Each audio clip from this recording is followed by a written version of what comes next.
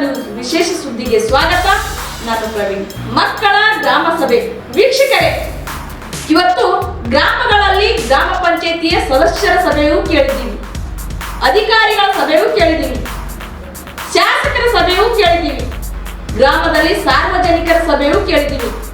ಆದರೆ ಇವತ್ತು ವಿಶೇಷವೆನಿಸಿದ್ದು ಮಕ್ಕಳ ಗ್ರಾಮ ಸಭೆ. ಇದು ನಿಜಕ್ಕೂ ವಿಶೇಷನೇ ಅಲ್ವಾ? ಹೌದು, ಇದು ವಿಶೇಷವಾಗುತ್ತು. ಮತ್ತು ತಾಲೂಕಿನಲ್ಲಿ ಅಂದ್ರೆ ಕಲಬುರಗಿ ಜಿಲ್ಲೆಯ ಅಫಜಲ್ಪುರ ತಾಲೂಕಿನ ಸುಕ್ಷೇತ್ರವಾಗಿರ್ತಕ್ಕಂಥ ಗತ್ರಗಿ ಗ್ರಾಮದಲ್ಲಿ ಈ ಮಕ್ಕಳ ಗ್ರಾಮ ಸಭೆ ಆಚರಣೆ ಮಾಡಿದ್ದು ದಿನಾಂಕ 3/12/2025. ಈ ಮಕ್ಕಳ ಗ್ರಾಮ ಸಭೆ ಆಗುವುದಕ್ಕೆ ಕಾರಣವಾದ್ರೂ ಏನು? ಅಲ್ಲಿ ಯಾರೆಲ್ಲ ಭಾಗಿಯಾದರು? ಈ ಕಾರ್ಯಕ್ರಮವನ್ನು ಆಯೋಜನೆ ಮಾಡಿದವರು ಆದ್ರೂ ಯಾರು? ಆ ಕಾರ್ಯಕ್ರಮಗಳಲ್ಲಿ ಚರ್ಚೆ ಆಗಿರ್ತಕ್ಕಂಥ ವಿಷಯಗಳಾದ್ರೂ ಏನು ಗಳನ್ನೆಲ್ಲ ನೋಡುವುದಾದರೆ, ಈ ಹಿಂದೆ ಗ್ರಾಮ ಪಂಚಾಯಿತಿ ಸದಸ್ಯರಾಗಿರ್ತಕ್ಕಂಥ ವಿಠ್ಠಲ್ ಇಸ್ಪೂರ್ ಅವರು ಶಾಲಾ ಕಾರ್ಯಕ್ರಮದಲ್ಲಿ ಭಾಗಿಯಾದ ಒಂದು ಸಂದರ್ಭದಲ್ಲಿ ಮಕ್ಕಳು ತಮ್ಮ ಅಹವಾಲುಗಳನ್ನು ಗ್ರಾಮ ಪಂಚಾಯಿತಿಯ ಸದಸ್ಯರ ಎದುರು ಇಟ್ಟಾಗ ಆವಾಗಲೇ ಗ್ರಾಮ ಪಂಚಾಯಿತಿ ಸದಸ್ಯರು ಆ ಮಕ್ಕಳಿಗೆ ಮತ್ತು ಅಲ್ಲಿರ್ತಕ್ಕಂಥ ಶಿಕ್ಷಕರಿಗೆ ಹೇಳಿರ್ತಕ್ಕಂಥದ್ದು ಏನು ಅನ್ನೋದಾದ್ರೆ, ಒಂದು ಶಾಲೆಯ ಸಮಸ್ಯೆಯನ್ನು ಕೇಳುವುದು, ಮತ್ತೊಂದು ಶಾಲೆಯ ಸಮಸ್ಯೆ ಕೇಳುವುದು ಹೀಗೆ ಆಗೋದು ಬೇಡ. ಗತ್ರಗ ಗ್ರಾಮ ವ್ಯಾಪ್ತಿಯಲ್ಲಿರ್ತಕ್ಕಂಥ ಎಲ್ಲಾ ಶಾಲೆಯ ಮಕ್ಕಳು ಒಂದು ಕಡೆ ಸೇರಿ ತಮ್ಮ ತಮ್ಮ ಶಾಲೆಯಲ್ಲಿರ್ತಕ್ಕಂಥ ಪ್ರತಿಭೆಗಳನ್ನು ಹೊರತರುವ ಮೂಲಕ ಸಾಂಸ್ಕೃತಿಕ ಕಾರ್ಯಕ್ರಮಗಳನ್ನು ಹಮ್ಮಿಕೊಂಡು ಆ ಪ್ರತಿಭೆಗಳಿಗೆ ಪ್ರಥಮ ಸ್ಥಾನ ಪಡೆದಿರ್ತಕ್ಕಂಥ ವಿದ್ಯಾರ್ಥಿ, ದ್ವಿತೀಯ ಸ್ಥಾನ ಪಡೆದಿರ್ತಕ್ಕಂಥ ವಿದ್ಯಾರ್ಥಿ, ತೃತೀಯ ಸ್ಥಾನ ಪಡೆದಿರ್ತಕ್ಕಂಥ ವಿದ್ಯಾರ್ಥಿಗಳಿಗೆ ಸನ್ಮಾನ ಮತ್ತು ಪ್ರೈಸ್ ಕೊಡುವ ಮೂಲಕ ಕಾರ್ಯಕ್ರಮವನ್ನು ಏರ್ಪಡಿಸೋಣ ಎಂದು ಮತ್ತು ಜೊತೆಯಲ್ಲಿ ನಿಮಗೆ ಬೇಕಾಗಿರ್ತಕ್ಕಂಥ ಮೂಲ ಸೌಲಭ್ಯಗಳನ್ನು ಒದಗಿಸಿಕೊಡೋಣ ಅನ್ನುವ ಆಶ್ವಾಸನೆ ಏನಾಗುತ್ತೆ ಅಂತಂದ್ರೆ ವಿಠ್ಠಲ್ ಇಸ್ಪೂರ್ ಅವರು ಅವತ್ತು ಆ ಒಂದು ಕಾರ್ಯಕ್ರಮದಲ್ಲಿ ಹೇಳಿ ಬಂದಿರತಕ್ಕಂಥದ್ದು. ಇವತ್ತು ಸಾಮಾನ್ಯವಾಗಿ ಸಮಾಜದಲ್ಲಿ ನಾವು ನೋಡುವ ಹಾಗೆ ತಮ್ಮ ಸ್ವಾರ್ಥಕ್ಕಾಗಿ ಬಡದಾಡ್ತಾರೆ ಹೊರತು ಇವತ್ತು ಸಾರ್ವಜನಿಕರಿಗಾಗಿ ದುಡ್ತಕ್ಕಂಥ ಜನಪ್ರತಿನಿಧಿಗಳೇ ಕಡಿಮೆ. ಅಂತದ್ರಲ್ಲಿ ಇವತ್ತು ಗತ್ರಗ ಗ್ರಾಮ ಪಂಚಾಯಿತಿ ವ್ಯಾಪ್ತಿಯಲ್ಲಿರ್ತಕ್ಕಂಥ ಗ್ರಾಮ ಪಂಚಾಯಿತಿ ಸದಸ್ಯರಾಗಿರ್ತಕ್ಕಂಥ ವಿಠ್ಠಲ್ ಇಸ್ಪೂರ್ ಅವರು ಅವತ್ತಿನ ಆ ಕಾರ್ಯಕ್ರಮದಲ್ಲಿ ಮಕ್ಕಳ ಕೂಗನ್ನು ಕೇಳಿ ದಿನಾಂಕ 3/12/2025 ಗ್ರಾಮ ಪಂಚಾಯಿತಿಯ ಅಧ್ಯಕ್ಷರಾಗಿರ್ತಕ್ಕಂಥ ನೀಲಮ್ಮ ಬಿ ಹೂಗಾರ್ ಅವರು ಮತ್ತು ಗ್ರಾಮ ಪಂಚಾಯಿತಿ ಅಭಿವೃದ್ಧಿ ಅಧಿಕಾರಿಗಳ ಮುಂದಾಳತ್ವದಲ್ಲಿ ಈ ಒಂದು ಮಕ್ಕಳ ಗ್ರಾಮ ಸಭೆಯನ್ನು ಹಮ್ಮಿಕೊಳ್ಳಲಾಗಿತ್ತು. ತಾಲೂಕಿನಲ್ಲೇ ಗತ್ರಗ ಗ್ರಾಮದಲ್ಲಿ ಶೈಕ್ಷಣಿಕ ಕ್ರಾಂತಿ ಹಚ್ಚುವುದರ ಜೊತೆಯಲ್ಲೇ ಜ್ಞಾನದ ದೀಪ ಬೆಳಗುವಂತ ವಿಷಯವನ್ನು ತಾಲೂಕಿನ ಗ್ರಾಮ ಪಂಚಾಯಿತಿಯಲ್ಲೇ ಮೆಚ್ಚುವಂತ ವಿಷಯ. ಇವತ್ತು ಇಡೀ ತಾಲೂಕಿನಲ್ಲೇ ಪ್ರಪ್ರಥಮ ಬಾರಿಗೆ ಗತ್ರಗ ಗ್ರಾಮ ಪಂಚಾಯಿತಿ ವ್ಯಾಪ್ತಿಯಲ್ಲಿ ಈ ಒಂದು ಮಕ್ಕಳ ಗ್ರಾಮ ಸಭೆ ಆಯಿತು. ಈ ಮಕ್ಕಳ ಗ್ರಾಮ ಸಭೆಯಲ್ಲಿ ಆಗಿರ್ತಕ್ಕಂಥ ಚರ್ಚೆ ಆದ್ರೂ ಏನು? ಅಂತ ಒಂದು ಒಳ್ಳೆಯ ಕಾರ್ಯಕ್ರಮದಲ್ಲಿ ಭಾಗಿಯಾಗಿರ್ತಕ್ಕಂಥವ್ರಾದ್ರೂ ಯಾರು? ಶಿಕ್ಷಣಕ್ಕೆ ಸಂಬಂಧಪಟ್ಟ ಅಧಿಕಾರಿಗಳು, ಗ್ರಾಮ ಪಂಚಾಯಿತಿ ವ್ಯಾಪ್ತಿಯಲ್ಲಿರ್ತಕ್ಕಂಥ ಅಧ್ಯಕ್ಷರುಗಳು, ಸದಸ್ಯರುಗಳು, ಗ್ರಾಮ ಪಂಚಾಯಿತಿ ಅಭಿವೃದ್ಧಿ ಅಧಿಕಾರಿಗಳು, ಗ್ರಾಮ ವ್ಯಾಪ್ತಿಯಲ್ಲಿ ಬರ್ತಕ್ಕಂಥ ಶಾಲಾ ಶಿಕ್ಷಕರ ವೃಂದವು, ಅಂಗನವಾಡಿ ಸಿಬ್ಬಂದಿಗಳು, ಶಾಲಾ ಮಕ್ಕಳ ಪಾಲಕರು ಇವರೆಲ್ಲರೂ ಭಾಗಿಯಾಗಿರ್ತಕ್ಕಂಥ ಈ ಕಾರ್ಯಕ್ರಮದಲ್ಲಿ ಭಾರತ ಸಂವಿಧಾನದ ಪೀಠಿಕೆ ವಾಚನ ಮಾಡಲಾಯಿತು. ತದನಂತರದಲ್ಲಿ ಕನ್ನಡ ನಾಡಿನ ನಾಡಗೀತೆಯನ್ನು ಹಾಡಿಸಲಾಯಿತು. ಅಲ್ಲಿಯ ಗ್ರಾಮ ಪಂಚಾಯಿತಿ ಅಭಿವೃದ್ಧಿ ಅಧಿಕಾರಿಯಿಂದ ಮಕ್ಕಳಿಗೆ ಅವರವರ ಹಕ್ಕು ಏನಿದೆ ಅನ್ನೋದರ ಬಗ್ಗೆ ಹಿತನುಡಿಗಳ ಮೂಲಕ ಅಂಗನವಾಡಿಯಲ್ಲಿರ್ತಕ್ಕಂಥ 3ರಿಂದ 6 ವರ್ಷದ ಮಕ್ಕಳಿಗೆ ಪ್ರವೇಶ ಪಡಿಬೇಕು, ಮಕ್ಕಳಿಗೆ ಪೂರ್ವ ಶಿಕ್ಷಣವನ್ನು ನೀಡಬೇಕು, ಶೈಕ್ಷಣಿಕವಾದ ಹಕ್ಕನ್ನು ಪಡೆಯಬೇಕು, ಮೂಢನಂಬಿಕೆಯನ್ನು ಹೋಗಲಾಡಿಸುವಂತ ನಿಟ್ಟಿನಲ್ಲಿ ಮಕ್ಕಳು ಎಜುಕೇಶನ್ ಪಡಿಬೇಕು. ಇವತ್ತು ಬಾಲ್ಯ ವಿವಾಹವನ್ನು ತಡೆಯಬೇಕು, ಬಾಲ್ಯ ಕಾರ್ಮಿಕ ಪದ್ಧತಿಯನ್ನು ತಡೆಯಬೇಕು. ಹೀಗೆ ಹಲವು ಮಕ್ಕಳ ಹಕ್ಕುಗಳ ಬಗ್ಗೆ ಅಲ್ಲಿರ್ತಕ್ಕಂಥ ಅಭಿವೃದ್ಧಿ ಅಧಿಕಾರಿಗಳನ್ನು ಅವರ ಹಿತನುಡಿಗಳ ಮೂಲಕ ಮಾಹಿತಿಯನ್ನು ನೀಡಿದರು. ಇದಾದ್ಮೇಲೆ ಮಕ್ಕಳಿಗೆ ಏನ್ ಹೇಳ್ತಾರೆ ಅಂತಂದ್ರೆ, ನಿಮ್ಮ ಯಾವ ಎಲ್ಲ ಸಮಸ್ಯೆಗಳಿದಾವೆ ಅದನ್ನ ನಿಮ್ಮ ಹತ್ರ ಒಂದು ಫಾರ್ಮೆಟ್ ಕೊಟ್ಟಿದ್ದೀವಿ, ಆ ಫಾರ್ಮೆಟ್ ಫಿಲ್ ಅಪ್ ಮಾಡುವ ಮೂಲಕ ನಮಗೆ ನಿಮ್ಮ ಅಹವಾಲುಗಳನ್ನು ಕೊಡಿ ಅಂತ ಹೇಳಿ ಕೇಳಿದಾಗ, ಇಲ್ಲ ಸರ್, ನಾವು ಬರವಣಿಗೆಯಲ್ಲಿ ಕೊಟ್ಟಾಗ ಅದು ನಿಮ್ಗೆ ತಲುಪುತ್ತೋ ಇಲ್ಲೋ ಗೊತ್ತಿಲ್ಲ, ನಾವು ನಮ್ಮ ಧ್ವನಿ ಮೂಲಕವೇ, ನಾವು ಸ್ಟೇಜ್ ಮೂಲಕನೇ ಹೇಳ್ತೀವಿ ಅಂತ ಹೇಳಿ ಮೈ ಕೊಡಿ ಅಂತ ಹೇಳಿ ಕೇಳಿಕೊಂಡವು. ಶಿಕ್ಷಣ ಕ್ರಾಂತಿ ಯಾವ ರೀತಿ ಹತ್ತಿತ್ತು ಅನ್ನೋದು ಅಲ್ಲಿಂದಲೇ ಸ್ಟಾರ್ಟ್ ಆಯ್ತು. ಈ ಮಾತನ್ನು ಕೇಳಿದಾಗ ಅಂಬೇಡ್ಕರ್ ಅವರು ಹೇಳಿರ್ತಕ್ಕಂಥ ಹಿತನುಡಿಯನ್ನು ನೆನಪಾಗುತ್ತೆ. ಶಿಕ್ಷಣ ಎಂಬುದು ಹುಲಿಯ ಹಾಲಿನಂತೆ, ಅದನ್ನು ಕುಡಿದವರು ಗರ್ಜನೆ ಮಾಡಲೇಬೇಕು. ಇದು ನಿಜನೇ ಅಲ್ವಾ? ಶಿಕ್ಷಣ ಪಡೆದಿರ್ತಕ್ಕಂಥ ಮಕ್ಕಳು ಇವತ್ತು ನಮಗೆ ಆಗಿರ್ತಕ್ಕಂಥ ಸಮಸ್ಯೆಯನ್ನು ನಾವು ನಮ್ಮ ಧ್ವನಿ ಮೂಲಕ ನಿಮಗೆ ಮುಟ್ಟಿಸ್ತೀವಿ ಅನ್ನೋದು ಎಷ್ಟು ಸತ್ಯನೋ, ಇವತ್ತು ಅಂಬೇಡ್ಕರ್ ಅವರು ಹೇಳಿರ್ತಕ್ಕಂಥ ಮಾತು ಅಷ್ಟೇ ಸತ್ಯವಾಗಿದೆ. ಈ ಒಂದು ಕಾರ್ಯಕ್ರಮದಲ್ಲಿ ಮಕ್ಕಳ ಗ್ರಾಮ ಸಭೆಯಲ್ಲಿ ಭಾಗಿಯಾಗಿರ್ತಕ್ಕಂಥ ಮಕ್ಕಳು ಆ ಗ್ರಾಮ ಸಭೆಯಲ್ಲಿ ಏನೆಲ್ಲ ಚರ್ಚೆ ಆಯಿತು ಮತ್ತು ಅವರಿಗೆ ಇರ್ತಕ್ಕಂಥ ಸಮಸ್ಯೆಗಳ ಕುರಿತು ಮಾತನಾಡಿದ್ದಾರೆ. ನೋಡಿಕೊಂಡು ಬರೋಣ ಬನ್ನಿ. ಪ್ರಾಥಮಿಕ ಶಾಲೆಯ ಹರಿಜನವಾಡ ಗತ್ತರ್ಗ. ನನ್ನ ಹೆಸರು ಖುಷಿ. 5ನೇ ತರಗತಿಯಲ್ಲಿ ಓದುತ್ತಿದ್ದೇನೆ. ಭಾರತದ ಸಂವಿಧಾನ ಪೀಠಿಕೆಯನ್ನು ಬೋಧನೆ ಮಾಡೋಣ. ಭಾರತದ ಸಂವಿಧಾನ ಪೀಠಿಕೆ ಭಾರತದ ಪ್ರಜೆಗಳಾದ ನಾವು ಭಾರತವನ್ನು ಸಾರ್ವಭೌಮ ಸಮಾಜವಾದಿ ಜಾತ್ಯತೀತ ಪ್ರಜಾಸತ್ತಾತ್ಮಕ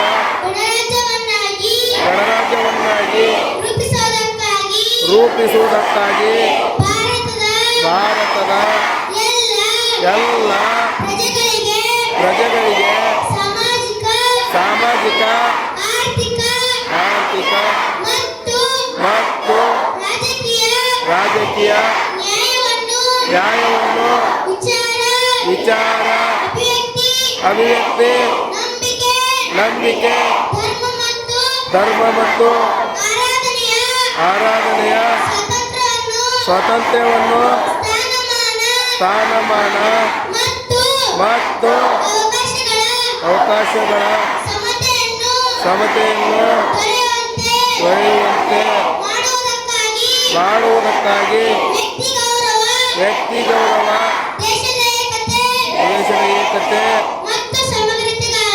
ಮತ್ತು ಸಮಗ್ರತೆಗಾಗಿ ಎಲ್ಲರಲ್ಲಿ ಭಾತೃತ್ವ ಭಾವನೆಯನ್ನು ಮೂಡಿಸುವುದಕ್ಕೆ ದೃಢ ಸಂಕಲ್ಪ ಮಾಡಿ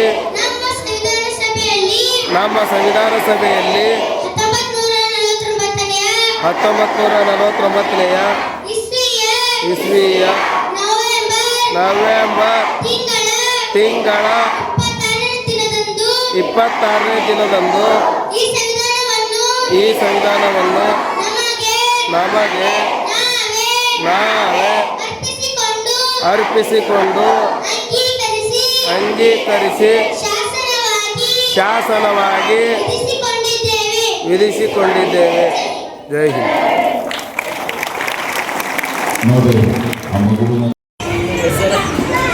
ನೀವು ಯಾವುದಾದರೂ ಸಮಸ್ಯೆಗಳನ್ನು ಎದುರಿಸುತ್ತಿದ್ದೀರಾ? ಈಗ ಓಪನ್ ಆಗಿ ಎಲ್ಲರಿಗೆ ಹೇಳಕ್ ಆಗಲ್ಲ. ಇಂಥ ಸಭೆಯೊಳಗೆ ಎದ್ದು ನಿಂತು ನಾವು ಹೇಳ್ತೀವಿ ಅಂತಕ್ಕಂಥದ್ದು ಎಲ್ಲರಿಗೂ ಆಗಲ್ಲ. ಅದಕ್ಕೋಸ್ಕರ ನೀವು ನಿಮ್ಮ ಹಳ್ಳಿಯಲ್ಲಿನ ಸಮಸ್ಯೆಗಳ ಬಗ್ಗೆ ಆಲೋಚನೆ ಮಾಡಿ. ಅದರೊಳಗೆ ಬರ್ದಾರ ನೋಡ್ರಿ, ಕರೆಕ್ಟ್ ಆಗಿ ಹೋದ್ರಿ. ನಿಮ್ಮ ಮನೆಯಲ್ಲಿನ ಸಮಸ್ಯೆಗಳ ಬಗ್ಗೆ ಆಲೋಚನೆ ಮಾಡಿ. ನಿಮ್ಮ ಸುರಕ್ಷತೆ ರಕ್ಷಣೆಗೆ ಸಂಬಂಧಿಸಿದ ಸಮಸ್ಯೆಗಳು ಅಂತಂದ್ರೆ ಯಾರಾದರೂ ನಿಂದನೆ ಮಾಡ್ತಾ ಇದ್ರೆ ಬಾಲ್ಯ ವಿವಾಹ, ಬಾಲ ಕಾರ್ಮಿಕ ಪದ್ಧತಿ, ಇತರ ಯಾವುದೇ ಕಷ್ಟಗಳು ಹಾಗೂ ನಿಮಗೆ ತೊಂದರೆ ಉಂಟು ಮಾಡುವ ಯಾವುದಾದರೂ ಸಮಸ್ಯೆಗಳಿದ್ದರೆ ಈ ಇದ್ರ ಬಗ್ಗೆ ವಿಚಾರ ಮಾಡಿ. ನಿಮಗೆ ಒಂದು ಪೇಜ್ ಅನ್ನು ಕೊಟ್ಟಿದ್ದೇವೆ, ಮಕ್ಕಳ ಕೋರಿಕೆಯ ಪತ್ರ. ನನ್ನ ಹೆಸರು ನಾಗೇಶ್ ಮೂರ್ತಿ ಅಂತ, ಪಂಚಾಯತ್ ಅಭಿವೃದ್ಧಿ ಅಧಿಕಾರಿ, ಗ್ರಾಮ ಪಂಚಾಯತ್ ಗತ್ತರ್ಗ. ಮಕ್ಕಳ ಗ್ರಾಮ ಸಭೆ ಅಂತಂದರೆ ಪ್ರತಿ ವರ್ಷ ನಾವು ನವೆಂಬರ್ 14ರಿಂದ ಜನವರಿ ಅಂತ್ಯದವರೆಗೆ ಮಕ್ಕಳ ಗ್ರಾಮ ಸಭೆ ಮಾಡಬೇಕಂತ ಸರ್ಕಾರದ ಆದೇಶ ಇದೆ ರೀ. ಆ ಆದೇಶದ ಪ್ರತಿ ತಮ್ಮ ಕೊಡ್ತೀನಿ. ಆ ಮಕ್ಕಳ ಗ್ರಾಮ ಸಭೆಯಲ್ಲಿ ಗ್ರಾಮದ ಎಲ್ಲ ಮಕ್ಕಳು ಪಾಲ್ಗೊಳ್ಳಬೇಕು. ಆ ಪಾಲ್ಗೊಂಡಂಥ ಸಭೆಯಲ್ಲಿ ಮಕ್ಕಳು ತಾವು ಶೈಕ್ಷಣಿಕವಾಗಿ, ಸಾಮಾಜಿಕವಾಗಿ ಹಾಗೂ ಇನ್ನಿತರ ಸಮಸ್ಯೆಗಳು ಯಾವುದೇ ಇದ್ರೆ ಆ ಸಮಸ್ಯೆಗಳನ್ನು ಆ ಸಭೆಯಲ್ಲಿ ಹೇಳ್ಕೊಳ್ತಕ್ಕ ಒಂದು ಅವಕಾಶ ಕೊಡ್ತದೆ. ಮತ್ತು ಸರ್ಕಾರನೇ ಒಂದು ನಿಗದಿಪಡಿಸಿರ್ತಕ್ಕಂಥ ಒಂದು ಫಾರ್ಮೆಟ್ ಇದೆ ರೀ, ಮಕ್ಕಳ ಕೋರಿಕೆ ಪತ್ರ ಅಂತ. ಆ ಪತ್ರವನ್ನು ನಾವು ಗ್ರಾಮ ಸಭೆಯಲ್ಲಿ ಕೊಟ್ಟು ಅವರು ಹಳ್ಳಿಗಳಲ್ಲಿ ಸಮಸ್ಯೆಗಳನ್ನು ಎದುರಿಸ್ತಾ ಇದ್ದರೆ, ಫಾರ್ ಎಕ್ಸಾಂಪಲ್ ಮೂಲಭೂತ ಸಮಸ್ಯೆಗಳು, ನೀರಿನ ಸಮಸ್ಯೆಗಳು, ನೈರ್ಮಲ್ಯದ ಸಮಸ್ಯೆಗಳು, ಅಥವಾ ಶಾಲೆ ಅಥವಾ ಅಂಗನವಾಡಿಗೆ ಸಂಬಂಧಿಸಿದಂಥ ಸಮಸ್ಯೆಗಳು, ಇನ್ನು ಮನೆಯಲ್ಲಿ ಸಮಸ್ಯೆಗಳು ಎದುರಿಸ್ತಾ ಇರ್ತಕ್ಕಂಥ ಸಮಸ್ಯೆಗಳು ಅಂದರೆ ಪೌಷ್ಟಿಕ ಆಹಾರದ ಸಮಸ್ಯೆಗಳು, ಆರೋಗ್ಯದ ಸಮಸ್ಯೆಗಳು, ಅಥವಾ ನಿರ್ಲಕ್ಷ್ಯಕ್ಕೆ ಒಳಗಾಗಿರ್ತಕ್ಕಂಥ ಸಮಸ್ಯೆಗಳು, ಈ ಥರ ಸಮಸ್ಯೆಗಳು. ಮತ್ತು ಇನ್ನೊಂದಂತಂದರೆ ಸಾಮಾಜಿಕವಾಗಿ ಯಾವುದಾದ್ರೂ ಬಹಿಷ್ಕಾರದಂಥ ಸಮಸ್ಯೆಗಳು, ಅಥವಾ ಯಾರಾದರೂ ನೆಗ್ಲಿಜೆನ್ಸಿಯಿಂದ ಮಕ್ಕಳನ್ನು ಏನಂತಂದರೆ ಬಾಲ ಕಾರ್ಮಿಕ ಪದ್ಧತಿಗೆ ಅಥವಾ ಬಾಲ್ಯ ವಿವಾಹಕ್ಕೆ ಯಾವುದಾದ್ರೂ ತುತ್ತು ಮಾಡ್ತಾಯಿದ್ರೆ ಅವುಗಳನ್ನು ನಿಯಂತ್ರಿಸುವ ಉದ್ದೇಶಕ್ಕಾಗಿ, ಅಂದರೆ ಕೆಲವೊಂದಷ್ಟು ಸರ್ಕಾರದ ಗೈಡ್ಲೈನ್ಸ್ ಇದೆ, ಆ ಗೈಡ್ಲೈನ್ಸಲ್ಲಿರ್ತಕ್ಕಂಥ ಪಾಯಿಂಟ್ಸ್ಗಳನ್ನು ಆ ಗ್ರಾಮ ಸಭೆಯಲ್ಲಿ ನಾವು ಓದಿ ಹೇಳಿದ್ದೀವಿ. ವೈಷ್ಣವಿ ಸಂತೋಷ್ ಕುಮಾರ್ ಕೋಳಿ 3/12/2025 ನಮ್ಮ ಗದ್ರಿ ಗ್ರಾಮದಲ್ಲಿ ಮಕ್ಕಳ ಗ್ರಾಮ ಸಭೆಯನ್ನ ಮಾಡಲಾಯಿತ್ರಿ. ಎಲ್ಲ 3 ಪ್ರಥಮ ದ್ವಿತೀಯವರಿಗೆ ಬ್ಯಾಗ್, ಬುಕ್, ಪೆನ್ ಇವೆಲ್ಲವನ್ನು ಅವ್ರು ಕೊಟ್ಟವ್ರಿ. ಹಾಗೆ ಪ್ರೈಮರಿ ಏನೋ ಅವರಿಗೆ ಗ್ರೀನ್ ಬೋರ್ಡ್ನ ಕೊರತೆ ಅಂತೇಳಿ ಅವ್ರು ಹೇಳಿದ್ರಂತೆ ಪಿ ಡಿ ಅವರಿಗೆ. ಅವ್ರು ಏನು ಮಾಡಿದ್ರು ಪಿ ಡಿ ಒಪ್ಪ ಅಂದ್ರೆ ಅಲ್ಲಿ ಸಭೆಯಲ್ಲಿ ಏನು ಮಾಡಿದ್ರಪ್ಪ ಅಂದರೆ ಆ ಪ್ರೈಮರಿ ಮಕ್ಕಳಿಗೆ ಗ್ರೀನ್ ಬೋರ್ಡನ್ನು ಕೊಟ್ಟವ್ರಿ. ನಮ್ಗೆ ಅವಾಗ ಏನಂದ್ರಪ್ಪ ಅಂದ್ರೆ ಅವರು ನಿಮ್ಗೇನು ಕೊರತೆಗಳವ ಅವುಗಳನ್ನು ಏನು ಮಾಡಿರಿ ನೀವು ಪತ್ರದಲ್ಲಿ ಬರ್ಕೊಡ್ರಿ ಅಂತಂದ್ರು. ನಾವೇನು ಮಾಡಿದ್ವಿ, ಇಲ್ರಿ ಸರ್ ನಮಗೆ ಪತ್ರದಲ್ಲಿ ಬರೆದ್ರೆ ಎಲ್ಲದು ಪತ್ರ ರೂಪದಲ್ಲಿ ಉಳಿದು ಹೋಗ್ತದ, ಅದಕ್ಕೆ ನಮಗೆ ಅದು ಬ್ಯಾಡ್ರಿ, ನಾವು ಇಲ್ಲಿ ಒಂದು ಸ್ವಲ್ಪ ಸಾರ್ವಜನಿಕರಿಗೆ ಗೊತ್ತಾದ್ರೆ ಏನಾದರೂ ಅವ್ರು ನಮ್ಗೆ ಸಹಾಯ ಮಾಡ್ತಾರೆ ಅನ್ನೋ ಒಂದು ಉದ್ದೇಶದಿಂದ ನಾವು ಏನು ಮಾಡ್ತೀವಿ, ಇಲ್ಲೇ ಗ್ರಾಮ ಸಭೆಯಲ್ಲಿ ನಾವು ಹೇಳ್ತೀವಿ ಅಂತೇಳಿ ನಾವು ಅವ್ರಿಗೆ ಅನ್ನೋಣ. ಇಲ್ರಿ ಸರ್ ನಾವು ಇಲ್ಲೇ ಹೇಳ್ತೀವಿ ಅಂತೇಳಿ ನಾವು ಮಾಹಿತಿ ತೊಗೊಂಡು ನಾವು ಮಾತಾಡಿದಾಗ ಅವ್ರು ಅಂದ್ರಿ ನಾವು ಒಂದಿಷ್ಟು ದಿನಗಳಲ್ಲಿ ನಾನು ನಿಮ್ಗೆ ಏನೇನು ಮೂಲಭೂತ ಸೌಕರ್ಯಗಳು ಬೇಕು ಅವೆಲ್ಲ ಪರಿಹಾರಗಳನ್ನು ಒದಗಿಸ್ಕೊಡ್ತೀವಿ ಅಂತ ಹೇಳಿದ್ವಿ ರೀ ಅವ್ರು. ಆದರೆ ನಮ್ಮ ಶಾಲೆಯಲ್ಲಿ ಯಾವುದೇ ಒಂದು ಏನಾದರೂ ಸಣ್ಣ ಪುಟ್ಟ ಕೊರತೆ ಐತೆ ಅಂದ್ರೆ ನಾವು ಸಹಿಸ್ಕೊಡ್ತೀವಿ. ಆದರೆ ಮೇಜರ್ ಆಗಿ ನಮಗೆ ಶೌಚಾಲಯನೇ ಇಲ್ರಿ. ಶೌಚಾಲಯ ಇರ್ಲಾರ್ಬಿಟ್ಟಿದ್ವಿ ಅದು ಹ್ಯಾಂಗೆ ನಾವು ಹೆಣ್ಮಕ್ಳು ನಮ್ಗೆ ಓದಕ್ಕೆ ಅಂತ ನಮ್ಮ ತಂದೆ ತಾಯಿ ಅಂತಾರೆ ಶೌಚಾಲಯನೇ ಇಲ್ಲ, ಸ್ಕೂಲಿಗೆ ಹೋಗಿ ಏನು ಮಾಡ್ತೀರಿ? ಹ್ಯಾಂಗ ನಿಮ್ಮ ಮರ್ಯಾದೆ ಪ್ರಶ್ನೆ ಇದೆ. ಹ್ಯಾಂಗ ಅನೇಕರು ಬಂದು ನಮ್ಮ ಶಾಲೆಯಲ್ಲಿಯೇ ಧೂಮಪಾನ ಮಾಡೋದು ರೀ. ಮತ್ತು ಕಂಪೌಂಡ್ ಇರ್ಲಾರ್ಬಿಟ್ಟು ನಾವು ಪರಿಸರನ ರಕ್ಷಿಸ್ಬೇಕಂತೇಳಿ ಅಷ್ಟು ಗಿಡಗಳು ತಂದು ಹಚ್ಚಿದ್ರು ನಮ್ಮ ಶಾಲೆ ಮುಂದೆ. ಆದರೆ ಈ ಹಂದಿಗಳು ಬಂದು ಅವುಗಳನ್ನ ತಿನ್ನೋದು, ಮತ್ತು ಈ ಮನುಷ್ಯರು ಬಂದು ಎಲ್ಲ ಒಂದು ಸಾರ್ವಜನಿಕರು ಬಂದು ಅಲ್ಲೆಲ್ಲ ಮೂತ್ರ ವಿಸರ್ಜನೆ ಈ ರೀತಿ ಶಾಲೆ ಮುಂದೆ ಮಾಡಿದ್ದಾರೆ. ಅಂದರೆ ಕ್ಲಾಸ್ಗಳನ್ನು ವಿದ್ಯುತ್ನ ಸಂಪರ್ಕದಿಂದ ಕ್ಲಾಸ್ಗಳನ್ನು ಕೇಳಬೇಕಂದ್ರೆ ಅದು ವಿದ್ಯುತ್ ಸಂಪರ್ಕ ಇಲ್ರಿ, ಮತ್ತು ನೀರಿನ ಕೊರತೆ ಅದ ರೀ. ಏನಪ್ಪ ಅಲ್ಲೆಲ್ಲ ಅಸ್ತವ್ಯಸ್ತನೇ ಅದ, ಹೆಂಗ ಸ್ಕೂಲಿಗೆ ಭೀ ಹೋಗಕ್ಕೆ ಭೀ ನಮ್ಗೆ ಯಾವ ಮನಸ್ಸು ಬರೋದಾಗ್ಯದ್ರಿ. ವನಶ್ರೀ ಎಸ್ ಮದ್ರೇಕರ್, ಪ್ರಭಾರಿ ಮುಖ್ಯ ಗುರುಗಳು, ಸರ್ಕಾರಿ ಕಿರಿಯ ಪ್ರಾಥಮಿಕ ಶಾಲೆ ಅರ್ಜನ್ವಾಡ ಗತ್ತರ್ಗ ಸ್ಕೂಲಿನ HM ಇದೆ. ಅಧ್ಯಕ್ಷರು ಸದಸ್ಯರು ಎಲ್ಲರಿಗೂ ಭಾಗವಹಿಸ್ರಿ ಅಂತ ಬಂದು ಹೇಳೋಗಿದ್ರಿ. ವಿಠ್ಠಲ್ ಇಸ್ಪೂರ್ ಅಣ್ಣವರು ಮತ್ತು ಚಂದ್ರಕಾಂತ್ ಅನ್ನೋರು ಬಂದು ಹೇಳು ನಾವು ನೋಟಿಸ್ ಕಳಿಸಿದೇವ್ರಿ, ಎಲ್ಲರೂ ಬಂದಿರು. ಈ ಮಕ್ಕಳ ದಿನಾಚರಣೆ ನಿಮಿತ್ತಲ್ಲಿ ಮಕ್ಕಳ ಹಕ್ಕುಗಳ ಮಾಹಿತಿ ಮತ್ತು ಮಕ್ಕಳ ರಕ್ಷಣೆಗಳ ಮಾಹಿತಿ ಬಗ್ಗೆ ಹೇಳ್ತೀವಿ ಅಂದಿದ್ರು. ಅದು ನಾವು ಸ್ವಲ್ಪ ಆಟ ಆಡಿಸಿದ್ದೇವೆ ರೀ ಸ್ಕೂಲ್ನಾಗ.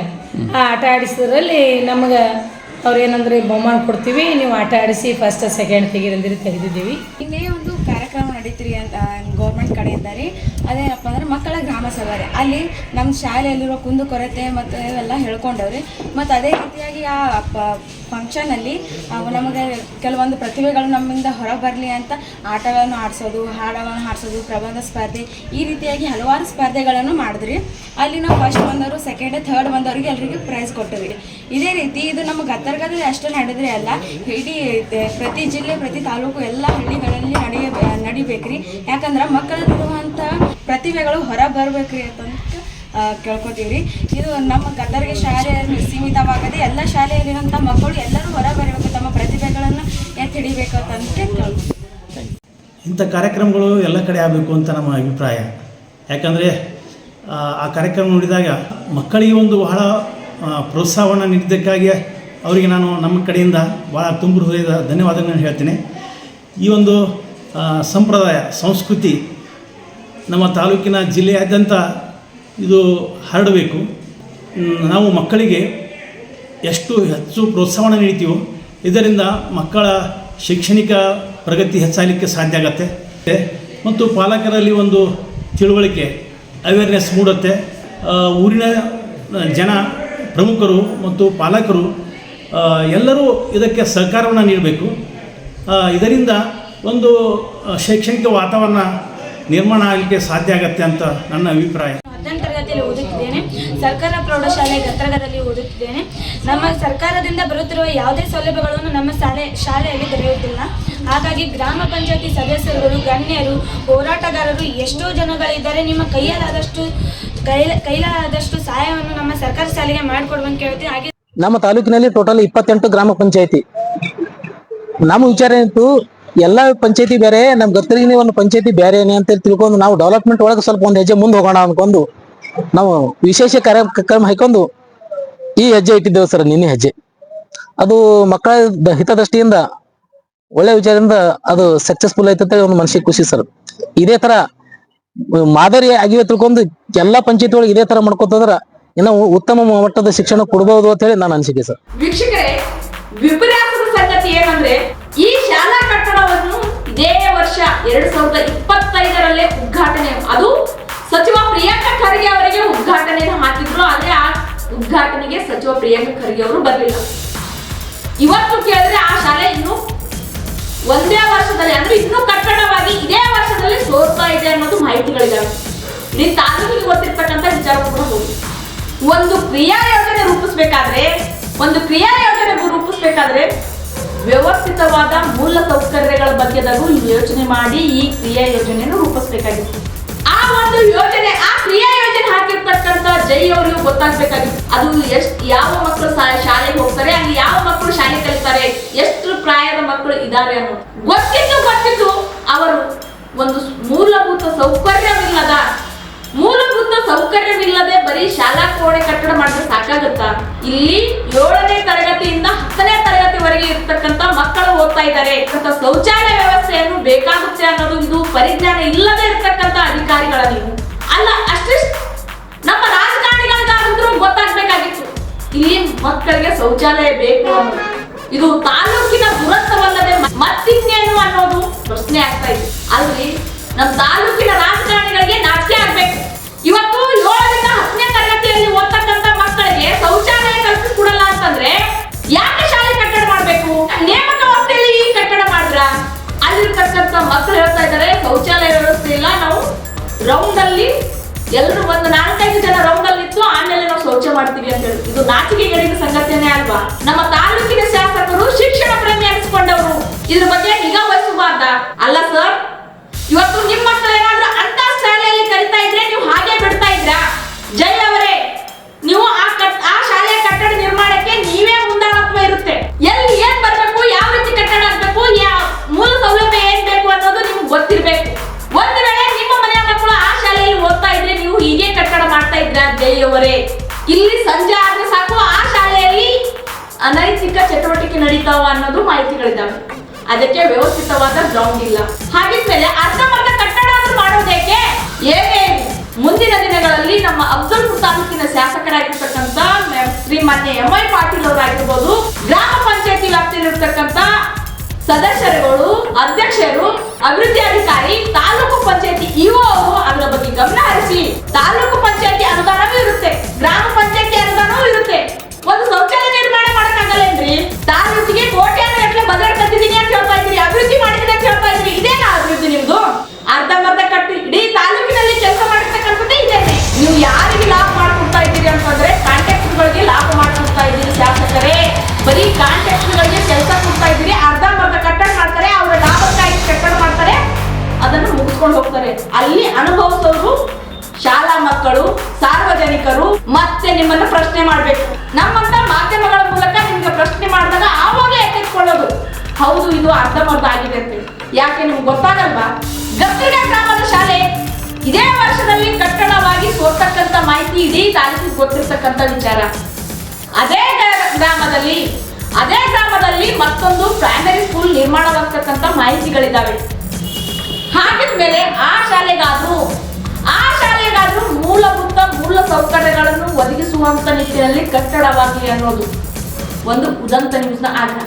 ಒಟ್ಟಿನಲ್ಲಿ ಹೇಳುವುದಾದ್ರೆ ಅಫಜಲ್ಪುರ ತಾಲೂಕಿನಲ್ಲಿ ಪ್ರಪ್ರಥಮ ಬಾರಿಗೆ ಮಕ್ಕಳ ಗ್ರಾಮ ಸಭೆ ಮಾಡಿರ್ತಕ್ಕಂಥ ಗತ್ತರ್ಗ ಗ್ರಾಮ ಪಂಚಾಯತಿ ವ್ಯಾಪ್ತಿಯಲ್ಲಿರ್ತಕ್ಕಂಥ ವಿಠಲ್ ಇಸ್ಪೂರ್ ಅವರು ಈ ಒಂದು ಶಿಕ್ಷಣ ಕ್ರಾಂತಿ ಇಡೀ ತಾಲೂಕಿನಲ್ಲಿ, ಈ ತಾಲೂಕಿಗೆ ಅಫಜಲ್ಪುರ ತಾಲೂಕಿಗೆ ಶೈಕ್ಷಣಿಕ ರಂಗದಲ್ಲಿ ಹಿಂದುಳಿದ ತಾಲೂಕು ಅನ್ನೋ ಏನು ಹಡಿಪಟ್ಟಿ ಇದೆಯಲ್ಲ ಈ ಪಟ್ಟೆಯನ್ನು ಹೋಗಲಾಡಿಸುವುದಕ್ಕೆ ಗ್ರಾಮ ಪಂಚಾಯತಿ ವ್ಯಾಪ್ತಿಯಲ್ಲಿರ್ತಕ್ಕಂಥ ವಿಠಲ್ ಇಸ್ಪುರ್ ಅವರು ಗ್ರಾಮ ಪಂಚಾಯತಿ ಸದಸ್ಯರು ತೆಗೆದುಕೊಂಡ ನಿರ್ಧಾರ, ಒಂದು ವೇಳೆ ಈ ತಾಲೂಕಿನ ಎಲ್ಲಾ ಗ್ರಾಮದ ಸದಸ್ಯರುಗಳು, ಗ್ರಾಮ ಪಂಚಾಯತಿ ಅಧ್ಯಕ್ಷರುಗಳು, ಗ್ರಾಮ ಪಂಚಾಯತಿ ಅಭಿವೃದ್ಧಿ ಅಧಿಕಾರಿಗಳು, ಶಾಲಾ ಶಿಕ್ಷಕರು, ಶಾಲಾ ಮಕ್ಕಳ ಪಾಲಕರು ಎಚ್ಚೆತ್ತುಕೊಂಡಿದ್ದೇ ಆದಲ್ಲಿ, ಇಂಥ ಒಂದು ಕಾರ್ಯಕ್ರಮ ನಡೆಸಿದ್ದೇ ಆದಲ್ಲಿ ಅಫ್ಜಲ್ಪುರ ತಾಲೂಕಿನಲ್ಲಿ ಶಿಕ್ಷಣ ಕ್ರಾಂತಿ ಆಗುವುದರಲ್ಲಿ ಎರಡು ಮಾತಿಲ್ಲ. ಈ ನಿಟ್ಟಿನಲ್ಲಿ ತಾಲೂಕಿನ ಎಲ್ಲಾ ಗ್ರಾಮ ಪಂಚಾಯತಿಗಳು ಇಂಥ ಸಭೆ ಮಾಡಲಿ ಎನ್ನುವುದೇ ಉದಂತ ನ್ಯೂಸ್ನ ಕಳಕಳಿ. ಮತ್ತೊಂದು ಸುದ್ದಿಯೊಂದಿಗೆ ಮತ್ತೆ ಭೇಟಿ ಆಗ್ತೀನಿ. ಅಲ್ಲಿವರೆಗೂ ನೋಡ್ತಾ ಇರಿ ಉದಂತ ನ್ಯೂಸ್.